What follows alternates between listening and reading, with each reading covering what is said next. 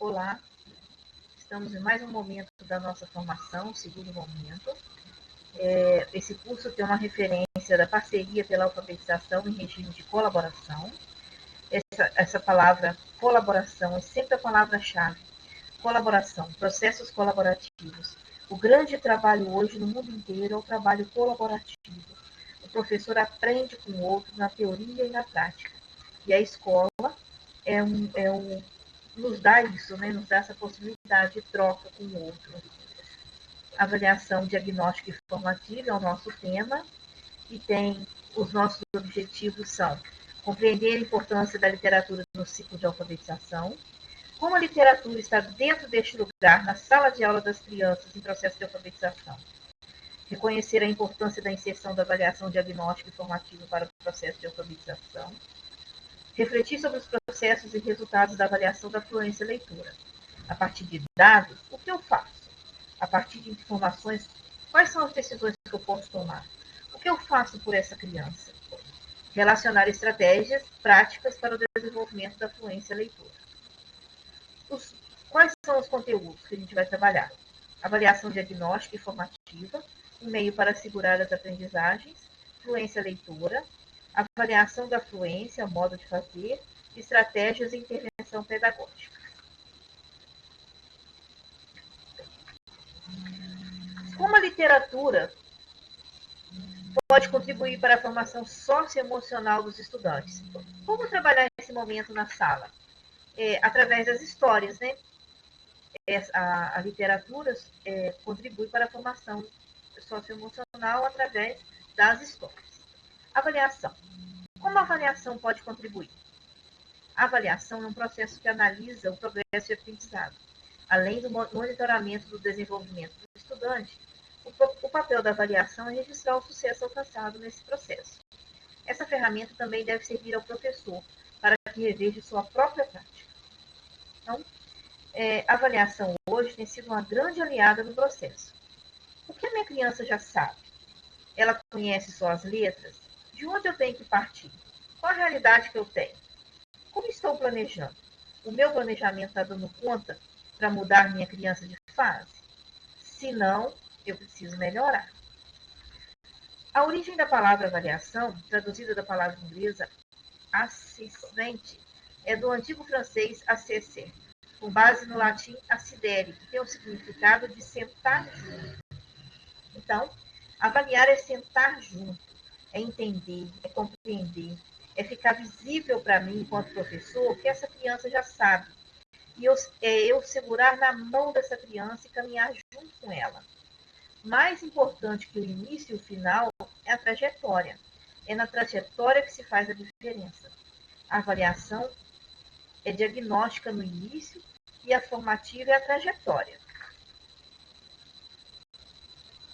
Portanto, os processos avaliativos também envolvem outras atividades, como a participação em aulas, trabalhos em grupo, trabalho em pares, rúbricas de observação, projetos e outros. A própria aula em si, eu, enquanto professor, já vou percebendo quem tem dificuldade, quem tem facilidade naquele objetivo, no conteúdo da aula.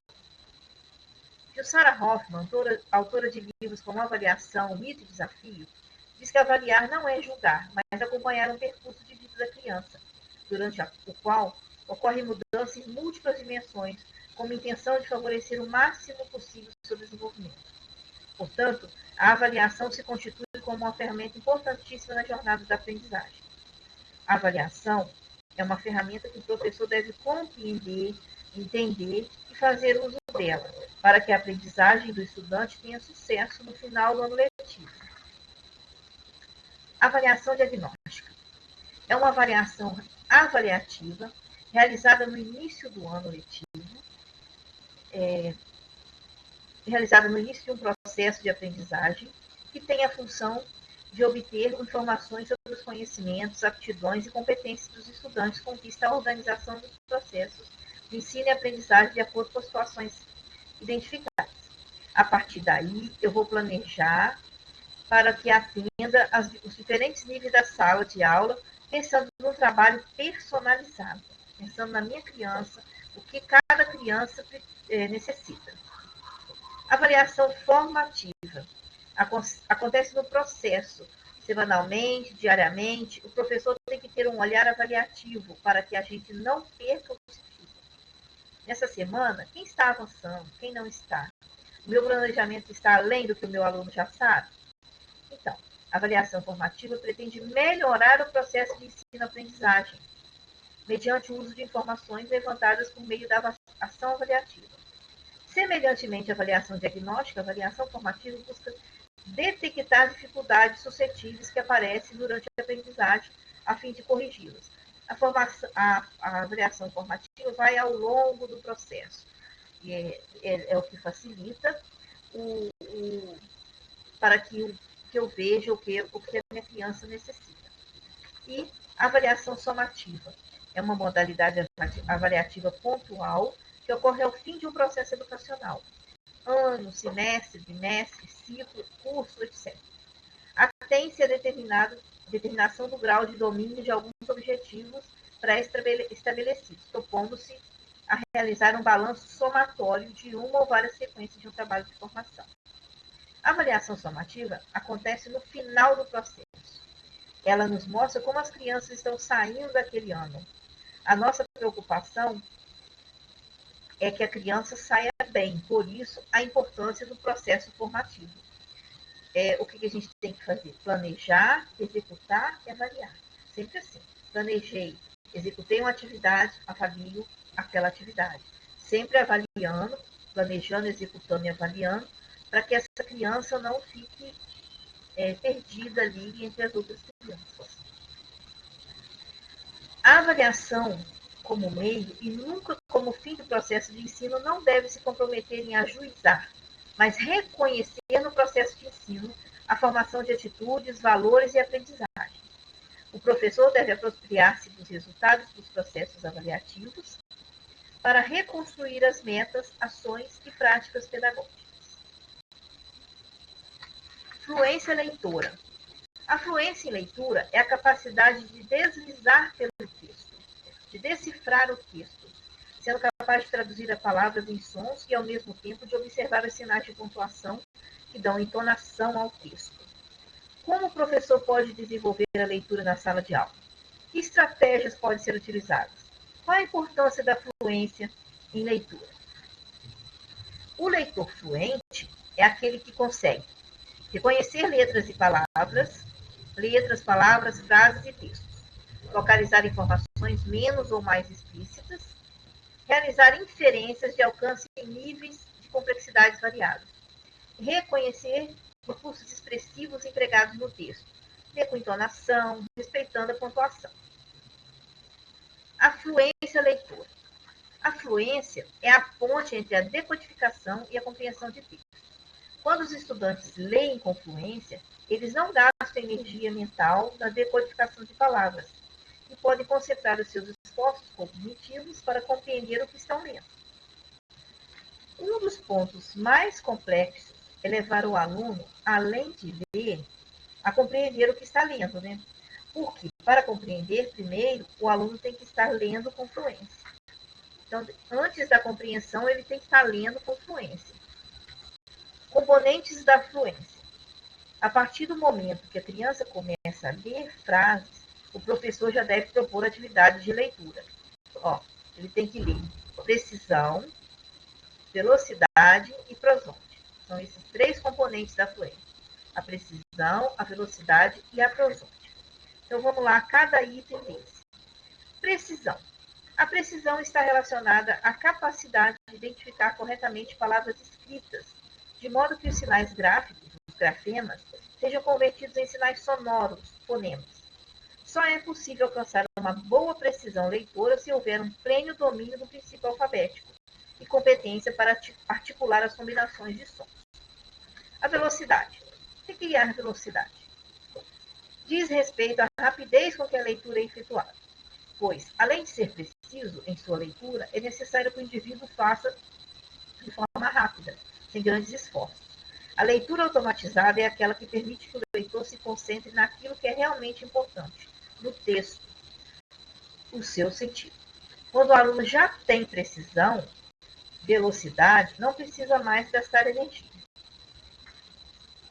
A prosódia. O que é a prosódia? É o termo usado para descrever os aspectos tônicos e rítmicos do discurso. Enfatizar termos adequadamente, subir e descer o tom de voz nos locais apropriados, usar a entonação, interrogativa em uma pergunta ou imperativa em uma exclamação, representar diferentes emoções com voz, fazer pausas e produzir sentido de continuidade necessário. O que é a prosódia? É a entonação do texto, né? A fluência leitura. Ser fluente é uma condição fundamental para compreender o que se lê. Daí a importância de se avaliar a fluência, visto que saber o nível em que se encontram os estudantes no processo de alfabetização é uma informação valiosa para o professor planejar suas ações pedagógicas.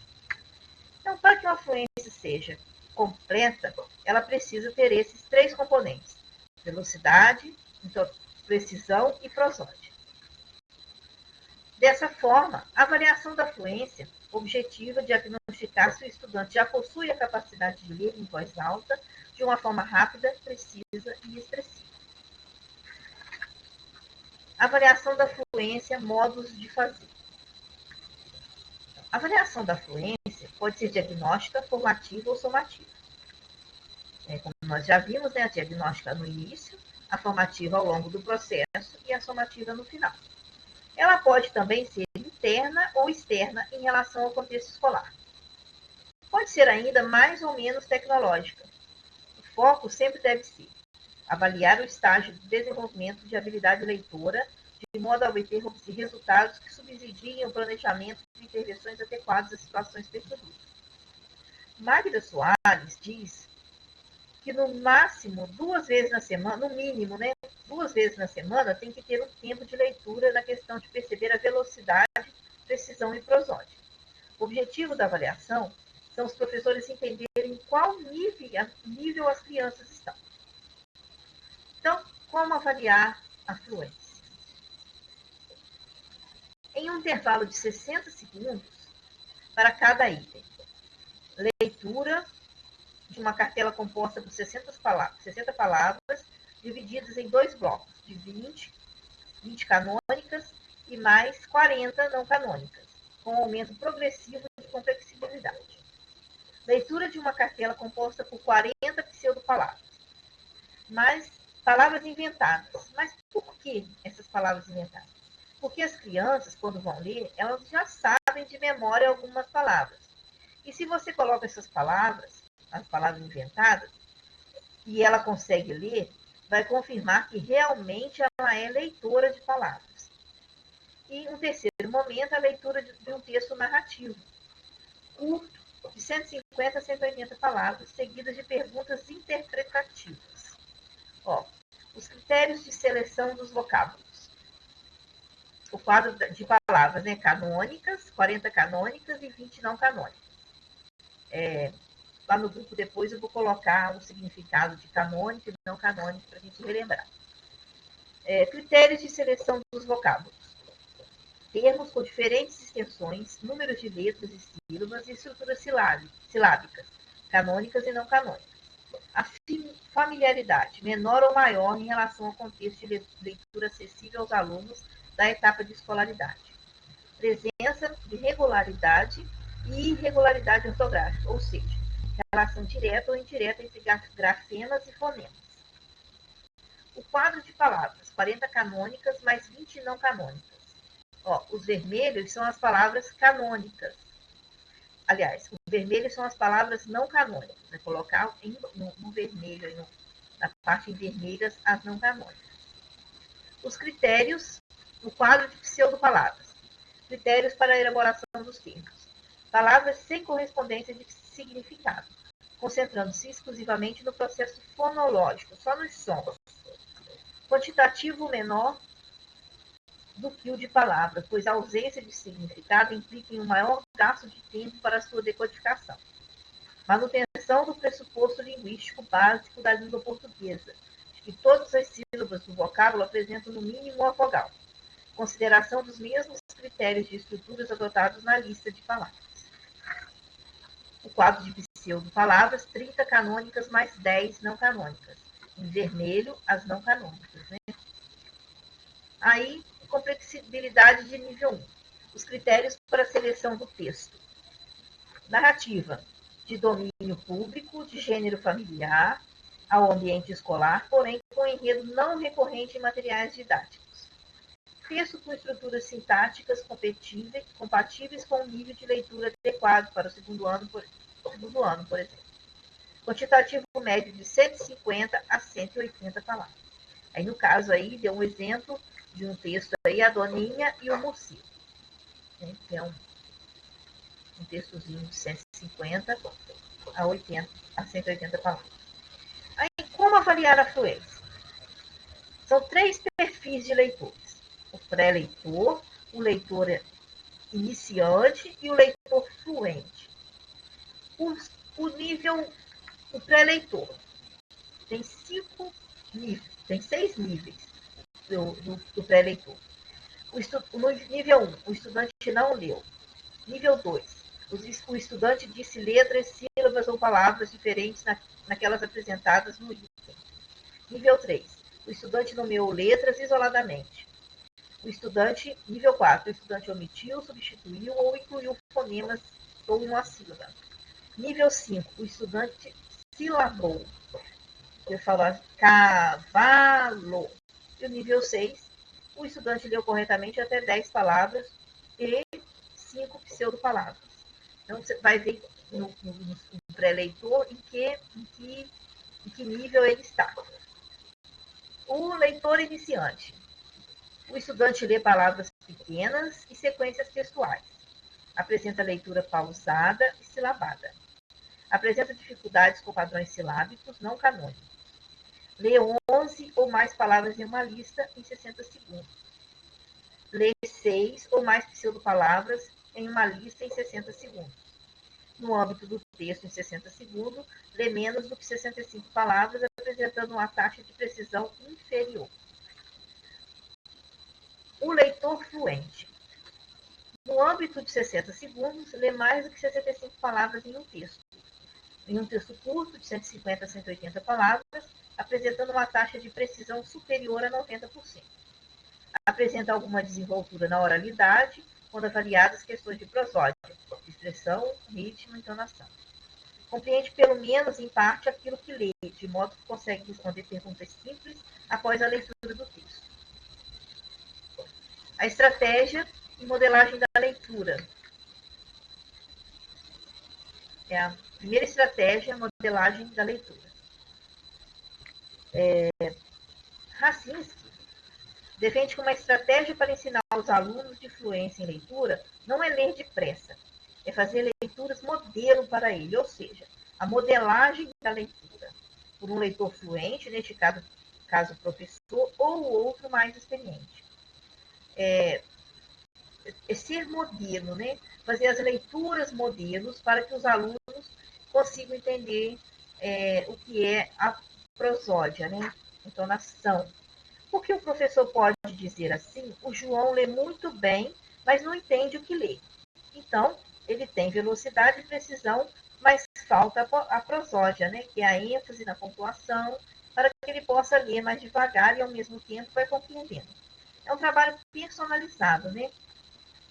Para que essa ação surta os efeitos desejados, o professor deverá ler com expressividade, ou seja, recorrendo aos recursos prosódicos, como a entonação, o aumento ou diminuição do ritmo, o aumento ou diminuição do volume, o tom, a suavidade, etc., confrontando essas características com o sentido do texto, e dessa forma, levando os alunos a compreenderem o que necessitam fazer para tentarem ler com expressividades semelhantes. Ele indica como textos apropriados ao desenvolvimento dessas estratégias, os textos poéticos, letras de músicas e textos dramáticos. Ele complementa referindo que os textos adequados devem ter uma grande variedade de palavras e frases que permitam ao leitor usar a expressividade para dar sentido ao texto. A segunda estratégia são leituras repetidas. A prática de leitura é de extrema importância para o desenvolvimento da automoticidade automaticidade e da prosódia.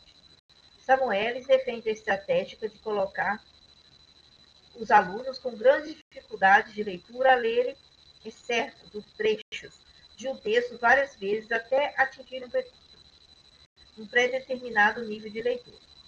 Uma vez atingida essa fluência, os alunos avançam para o outro excerto. Ele observou que, pela prática repetida, os alunos desenvolviam fluência. O exercício com o mesmo texto promove também a motivação para a leitura, pois o aluno se sente seguro e confiante e tem a percepção da sua evolução enquanto leitor. Essa estratégia é mais frequentemente reconhecida como potenciadora do desenvolvimento da fluência de leitura e da compreensão da leitura para os leitores, aprendizes e com dificuldade de leitura. Por isso mesmo, ele alerta para o fato de as leituras repetidas poderem tornar-se uma tarefa enfadonha. Desse modo, o professor tem de tornar a atividade de repetir leitura autêntica, envolvente e divertida. É importante, por isso, dar aos alunos razões reais para os envolver na tarefa. Por exemplo, a apresentação de diálogo da leitura para uma plateia de ouvintes. Então, ele procurar levar o aluno a ler para os colegas, para o professor. A terceira estratégia, a leitura assistida, é um trabalho mais personalizado. A leitura assistida é uma forma de leitura em que o leitor lê o texto enquanto simultaneamente o ouve ler. Para os leitores aprendizes ou com dificuldade de leitura, ouvir ler um texto de forma fluente ao mesmo tempo em que o leem é uma estratégia facilitadora do desenvolvimento da fluência de leitura. A leitura assistida pode ser vista como uma ferramenta que permite passar da modelagem da leitura para a leitura independente. Essa estratégia deve ser usada para fornecer apoio ao leitor, ajudando a tornar-se fluente, pois a leitura como apoio permite que o leitor tenha uma ajuda quando precisa e também que tenha a oportunidade de conversar sobre o texto lido. A estratégia. A quarta estratégia, leitura em eco. O leitor fluente lê e os outros respondem. A leitura em eco envolve a modelação por um leitor fluente aos alunos e o encorajamento para reler ou ecoar o mesmo texto com apoio quando necessário. Na leitura em eco, o aluno imediatamente faz o eco ou imita a leitura de um leitor proficiente. Ao fazê-lo, o aluno ganha confiança na leitura oral. Torna-se proficiente na leitura de textos que seriam de elevado grau de dificuldade para ler sozinho. Os alunos também podem ter dificuldades com o vocabulário de textos. A leitura em eco os ajuda a reconhecer novas palavras e a ler em um ritmo que é melhor para a compreensão. Se os alunos leem num ritmo muito lento ou muito rápido, provavelmente terão dificuldade em compreender o que estão lendo. A quinta estratégia, leitura em coro ou leitura em grupo. Pode fazer os agrupamentos de acordo com o nível de leitura e com os textos específicos para cada nível. Então, se você tem vários níveis de leitura na sala, você vai separar os grupinhos que estão mais ou menos no mesmo nível para fazer essa leitura.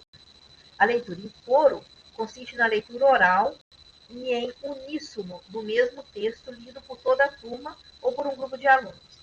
A leitura em coro ajuda a desenvolver a fluência, a autoconfiança e a motivação deles. Como leem juntos em voz alta, aqueles que normalmente se sentem desconfortáveis ou nervosos ao ler encontram no grupo um suporte interno para a leitura. Este variante da leitura assistida proporciona aos leitores menos qualificados a oportunidade de praticar e receber suportes antes de serem convidados a ler por conta própria. A sexta estratégia, leitura em pares. A Máquina Soares também traz uma proposta dessa. A leitura em pares é uma estratégia identificada como promotora do desenvolvimento da fluência de leitura em alunos com déficit de fluência. Recorrendo a essa estratégia, os alunos leem em voz alta um para o outro.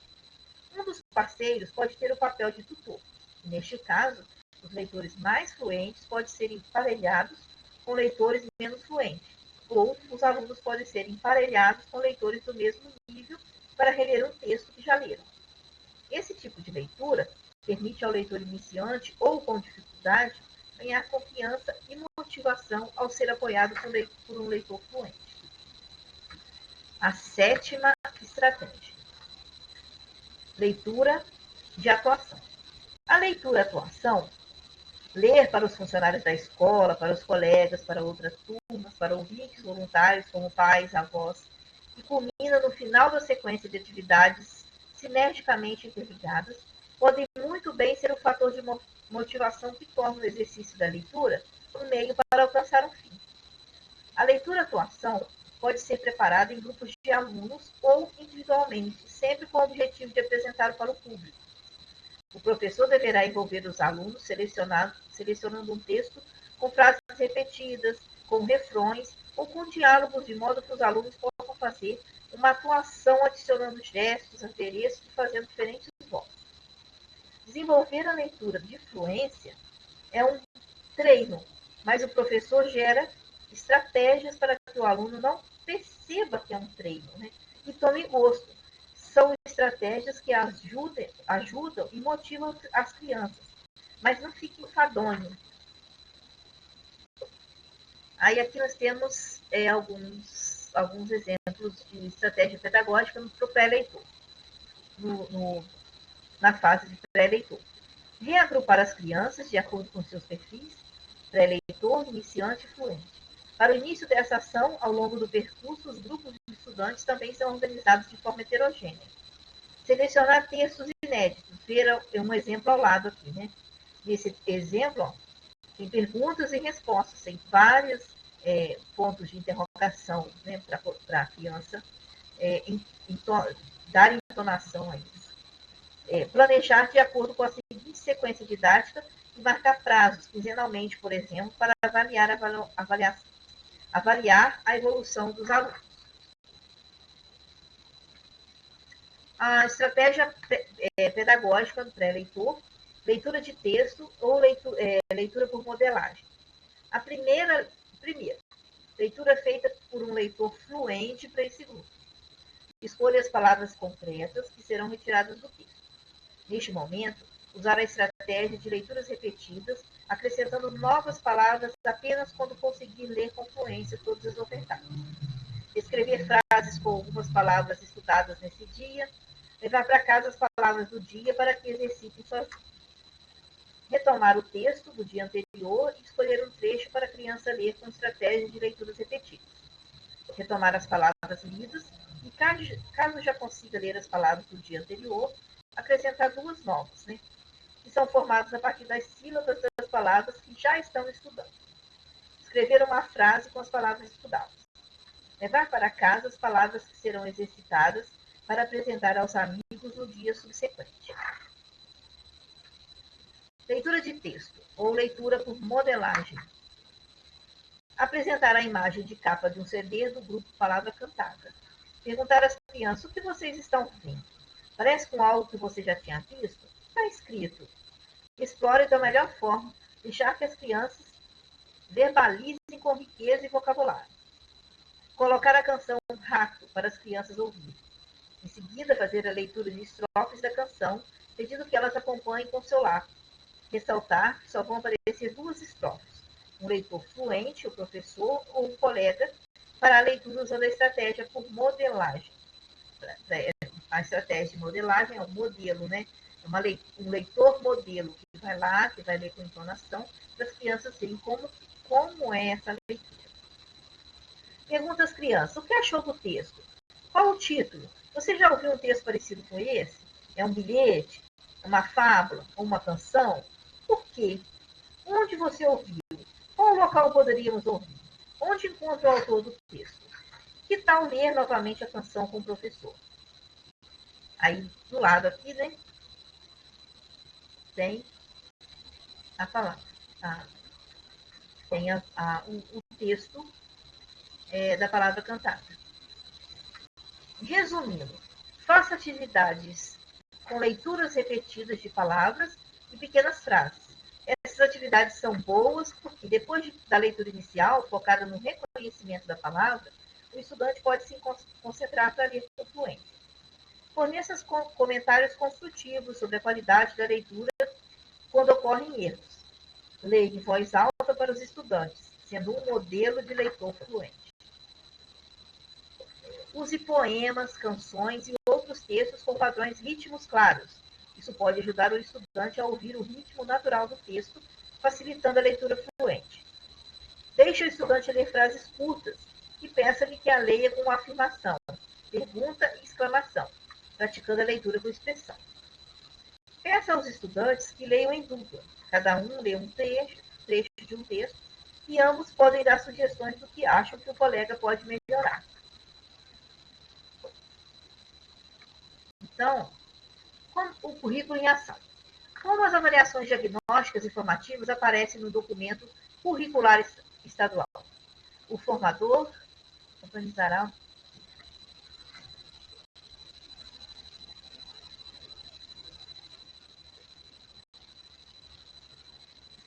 Aí, aqui no caso,